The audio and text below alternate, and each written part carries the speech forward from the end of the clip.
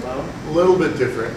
So this version, John, you said earlier that space elevators kind of came from Arthur C. Clarke. He's the first one popularized it. He's the one who popularized it along with Sheffield. The idea came from Tsiolkovsky back in 1898. He was looking at the construction of the Eiffel Tower and started asking the question, how high can we build? And then, the elevator concept stayed in Russia for a long time. Artsutinov expanded on it. I was very fortunate to have met Artsutinov just 3 years ago.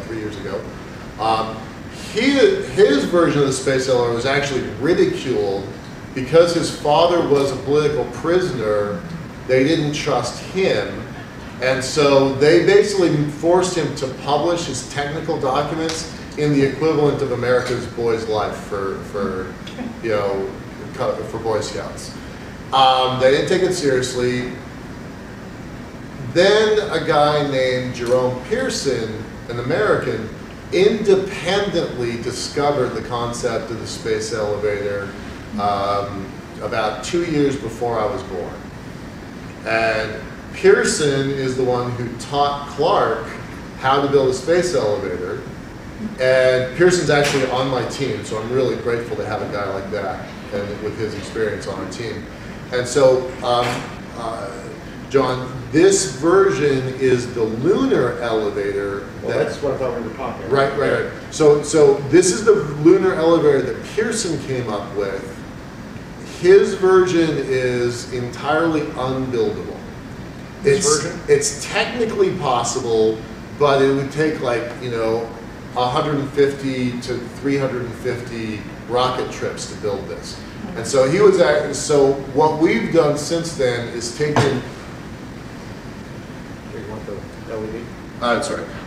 So his version is a big tramway, starts from the South Pole. It actually crosses the mountains, and he's basically built a conveyor belt system over the mountains until it gets to this equatorial line. Does that make sense? Right. This is actually building the space elevator from this point, right, beyond the mountains, right, to the, and then he put a counterweight, I noticed down there. Right. What was the distance that he had from lunar base to the counterweight? So this is 55,000 kilometers, so it's just slightly beyond that. 56,000 kilometers. Yeah. And he's counting on the counterweight. So that would give him a mass. How much mass could he actually transport on the? He could transfer a lot because it's this is designed to be a very big system, thousands of tons. Okay, so effectively for transporting cargo, this would, now the time duration to go from counterweight to the Earth, to the moon surface would be what? It's pretty long. I don't think he ever figured that number out because he knew this was kind of more I've heard reported 2 weeks. 2 weeks? Okay, I don't remember that number. Pearson himself never thought this system was going to get built. One thing was unclear about this diagram when I saw it, is there a second element to this? Is this actually another portion of it, or is this actually just an indication? No, that's just an extra line to kind of describe it. What we've done, though, with his blessing, with his help, is that, so the trade-off is you can either have a counterweight, a big counterweight, or a long string. That's how, and so what we're doing is we're actually, if you can imagine, to scale, we're going to have a counterweight way out here. The Lagrange point doesn't change, but with this counterweight way out here, and Earth is way out here, let's more hold like that up, please. here. Yeah. Here. So there's Lagrange point right here. So we're going to have. So let's talk about the construction here for a second. Yeah, there's the Earth. We're going to launch from the Earth, get out to the Lagrange point, drop a string down to the surface of the moon, punch into the regolith of the moon, anchor ourselves there, and then pull the string back, all the way out to here, probably about 2/3 the distance from the Earth to the moon. I mean, it's a really crazy long string.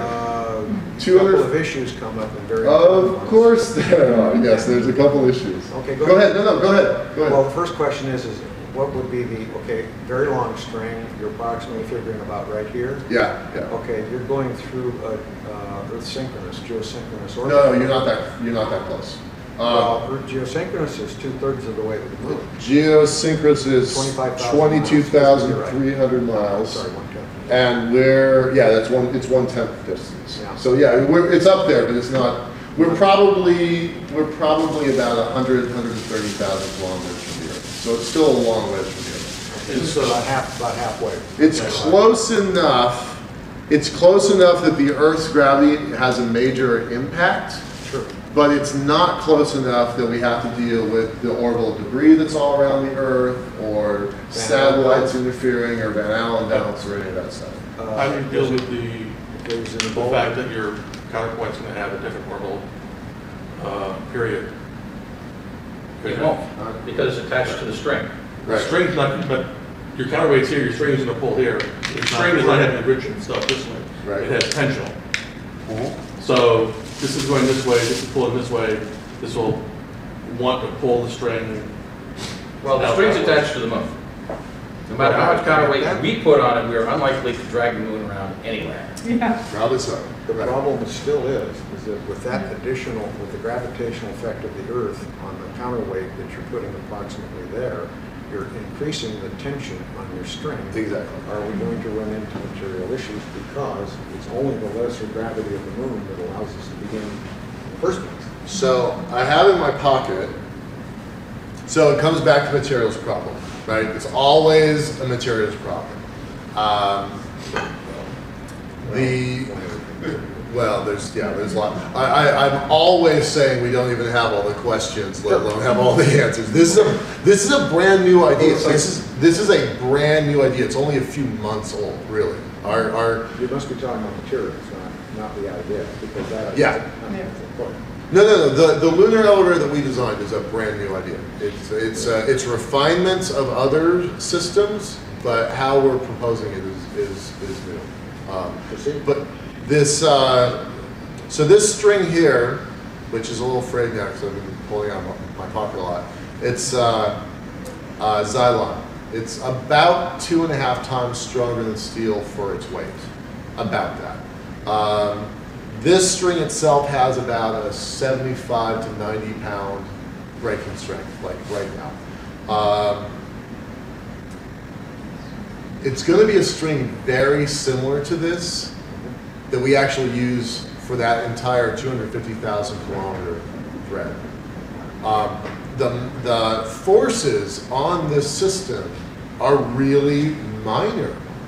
The moon is only 1/6 of gravity.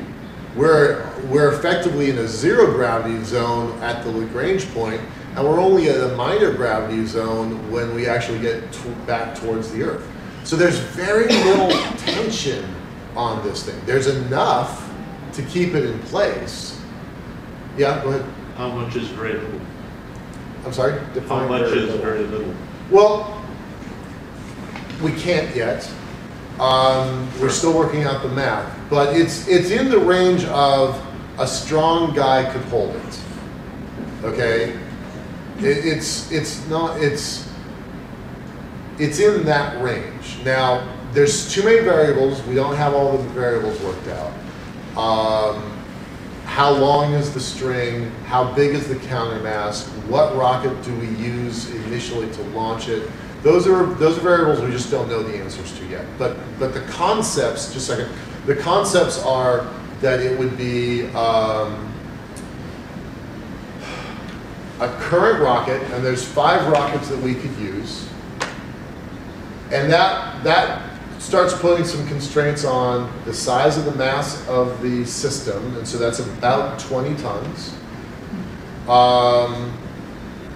And it puts some constraints on how we can launch this thing in the first place.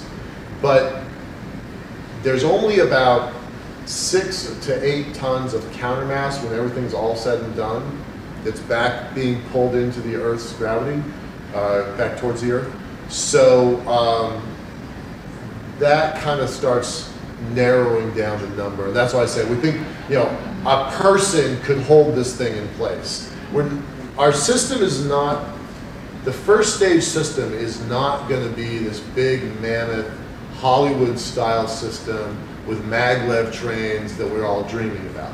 The first system's probably only going to carry a robot that can carry about 60 to 80 kilos. That's the first one.